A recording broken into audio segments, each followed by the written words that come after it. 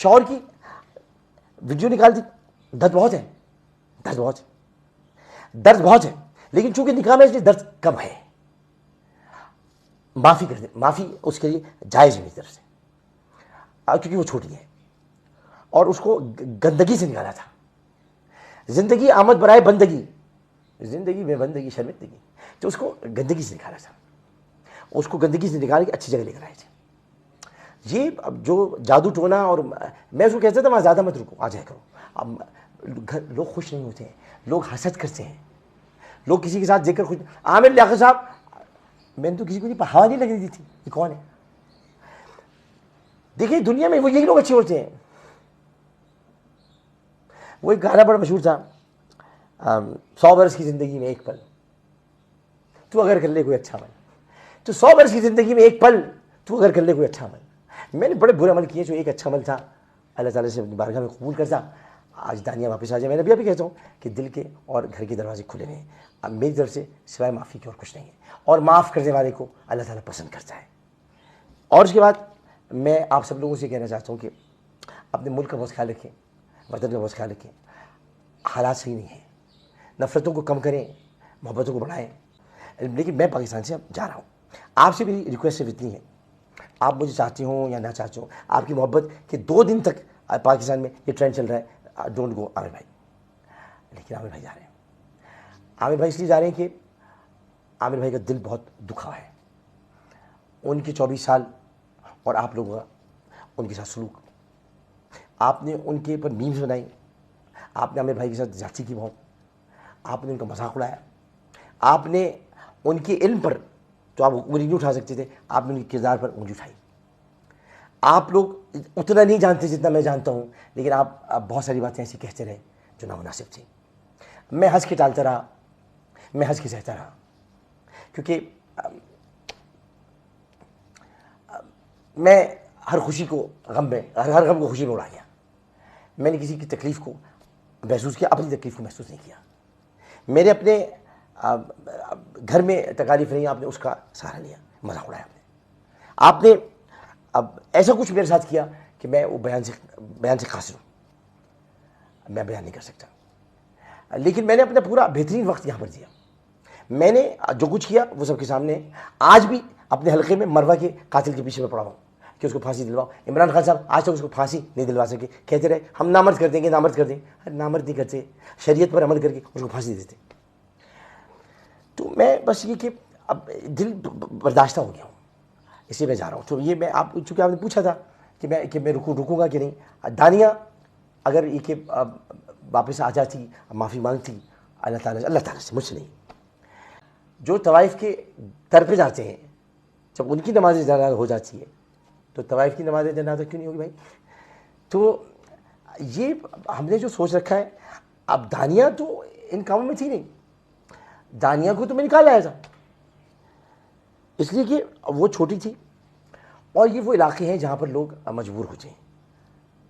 اب مجبور بچیاں ہوتی ہیں, غربت بہت ہے, پریشانی بہت ہے. اور یہ شادی جو میں نے کی تھی, یہ نفس کی بالیدگی کے لیے نہیں کی تھی, نفس کی بالیدگی کے لیے نہیں کی تھی. بالیدگی ایک نفس کا, ایک نفس امارہ کا رجحان کہتے ہیں, اس رجحان کے لیے میں شادی نہیں کی تھی. میں نفس امارہ کی لذتیں چکھ چکا. اور اگر کوئی سمجھتا ہے کہ میں کہ وہ بڈھا ہے, تو کبھی بچے ہوں گے تو آپ کو دکھا دیں گے. تو یہ تمام چیزیں ایسی ہیں کہ جہاں آپ کو قدم سنبھل کے رکھنا پڑتا ہے کہ یہ راہ حق ہے, سنبھل کے چلنا, یہاں ہے منزل قدم قدم پر. تو یہ راہ حق ہے, یہ آپ کوئی نیکی کا کام کرنے کے لیے جا رہے ہیں. اس میں آپ کو رکاوٹیں آئیں گی, اور کہیں پر آپ کو مصلحت سے کام لینا پڑے گا, اور مصلحت سے آپ کو کام لیتے ہوئے اس کی عزت کا خیال کرنا پڑے گا. یہی میں نے کیا. اس کی عزت, اس کا مرتبہ دینے والا اللہ تعالیٰ ہے, میں نے اس کو بڑھانے کی کوشش کی. جب یہ سب چیزیں ہونے لگیں تو اب تکلیف مجھے پہنچتی تھی کہ اب دانیہ کو تو میں نے نکالی ان چیزوں سے, تو آئندہ لوگ کبھی اس کی مثال نہ دیں, تو میں اس کو روکتا تھا. میرے پاس رکو, مت جاؤ دوبارہ وہاں پر, ان جگہوں میں مت جاؤ. اب باولپور یا لودھنا جاتی ہوں مت جاؤ, تو میں رخصت ہو کے آ گئی ہوں. اور آپ کو پتہ ہے کہ ہمارے معاشرے میں جب بیٹی رخصت ہو کر آ جائے تو اس کا گھر شوہر کا گھر ہو جائے. اب یہ ساری باتیں فضول ہیں کہ معاشرے یہ بات ہو چکی ہے, اس میں کوئی ایسا نہیں تھا. تو دانیہ کو قصور نہیں تھا، اس لیے میں کہتا ہوں آپ اسے معاف کر دیں. میں تو جا رہا ہوں یہاں سے، میرے جانے کے بعد اس کی میمز بنائیں، آپ اس کو معاشرے میں رہنے نہ دیں، اس کے ایسا نہیں کیجیے گا. وہ چھوٹی ہے، بچی ہے، اس کے ساتھ ایسا مت کیجیے گا. ایسا کریں گے آپ تو آپ گناہ گار ہوں گے، کیونکہ وہ خدا کی گناہ گار. میں نے اس کو معاف کر دیا، اللہ بھی اس کو معاف کر دے گا انشاءاللہ. مجھے اللہ کی ذات سے اقدس سے پوری امید ہے. اسی طرح میں آپ کو ایک اور بات بتاؤں کہ اب جو کہ خطرناک بات تھی، وہ خطرناک بات یہ تھی کہ ہم اس معاملے میں تو پڑ گئے کہ قصور دانیہ کا تھا، عامر لیاقت کے ساتھ زیادتی ہوئی ہے. آپ کو یہ بھی تو دیکھنا ہوگا کہ عامر لیاقت اس ملک کو چھوڑ کے جا رہا ہے کس درد کے ساتھ. اس نے ٹیلی ویژن انڈسٹری کو 24 سال دیے ہیں. 24 سال میں اس نے سوائے فتوحات کے جھنڈے گاڑنے کے اور کچھ نہیں کیا. اس نے آپ کو ٹرینڈز دیے. آج انعام گھر نیلام گھر سے متاثر تھا، اور انعام گھر سے کئی شوز متاثر ہیں. رمضان میں وہی کچھ ہوتا ہے جو میں کرتا تھا، اس کے علاوہ کیا ہوتا ہے، بلکہ اور کچھ کرنے کے لیے ہوتا نہیں. تو یہ ساری چیزیں میں کر کے دیکھ لی. اب میں آپ کو بتاتا تھا کہ رمضان کی راتیں کیا ہوتی ہیں. میں نے یہ بتایا آپ کو عشر مغفرت کیا ہوتا ہے، جس کو سب برباد کر دیا پی ٹی آئی نے. عشر مغفرت، عشر نجات، عشر رحمت سب گیا. اب جہنم سے نجات کا عشر. تو یہ بعد میں پتہ چلا، آپ نے کہا پی ٹی آئی کا ذکر آیا ہوگا، آپ نے سوچا ہوگا پی ٹی آئی کا ذکر اس لیے آیا کہ آج مجھے پتہ چلا، اور بہت دکھ ہوا مجھے. اتنا دکھ ہوا کہ میں آپ کو بتا نہیں سکتا. ہم نے ساتھ کھانا کھایا تھا، ساتھ پانی پیا تھا، ہم ساتھ رہتے تھے. خان صاحب کی میں بہت عزت کرتا ہوں اور آج بھی کرتا ہوں. لیکن آج مجھے پتہ چلا کہ ایف آئی اے کے لوگوں نے بتایا کہ اس پوری کردار کشی کی مہم کے پیچھے فواد چودھری کا ایک ٹولہ تھا، اور فواد چودھری کا تعلق پی ٹی آئی سے. انہوں نے کس کو خوش کرنے کے لیے کیا یہ تو مجھ کو نہیں معلوم، لیکن فواد چودھری نے جو کیا ہے یہ میں آپ کو بتا دوں کہ فواد چودھری کیا آگے آئے گا. یہ حدود الہی میں گھسنا ہے. آپ کسی میری عادت نہیں کہ میں کسی کی کردار کشی کروں، اور کل آپ نے میرا کردار سب نے دیکھ لیا ہے.